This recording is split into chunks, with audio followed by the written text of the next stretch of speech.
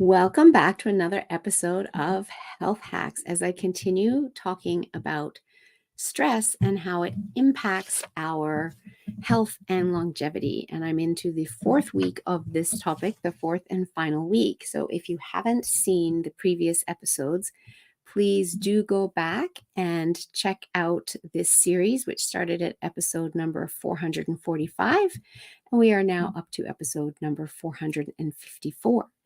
And today I want to talk to you about the fact that stress hormones can cause insulin resistance, increasing your risk of type 2 diabetes.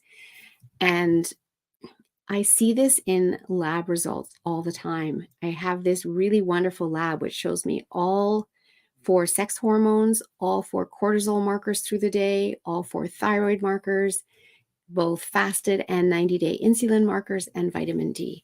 And the body is all interconnected. And so having all of this information in one place is really important because we can see how cortisol is impacting our ability to sleep well at night from that lab. We can see how our cortisol levels are impacting our hormonal balance and therefore symptoms that we are having.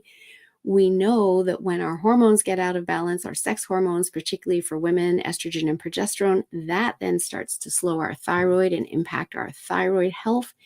And it will also impact our insulin markers and put us at risk of type 2 diabetes.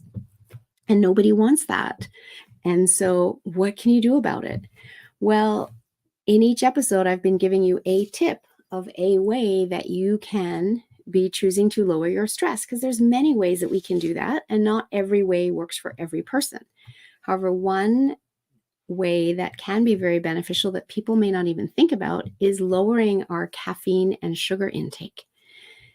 Reducing the consumption of stimulants will actually lower our levels of stress and anxiety. And sugar is highly inflammatory. It puts stress on the body and we get hopped up. I've seen that in my own kids. Some people are very sensitive to sugar and it can get us all hopped up and then we crash. And caffeine can have the same effect on us, and it causes that roller coaster ride, which is very similar to the roller coaster ride that we have with insulin.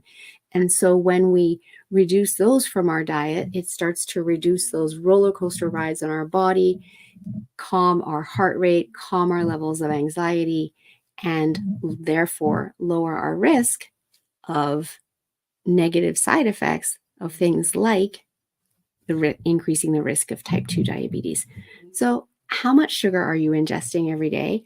How much caffeine are you surviving on every day? Are you going to caffeine for energy and for survival because you're feeling exhausted? And if you are, that could also be a clue that perhaps you're deficient in your minerals. And when we adjust your mineral levels and bring your body up to being sufficient rather than deficient, you have the energy that you need, and you don't need to be surviving on caffeine and sugar to get you through the day.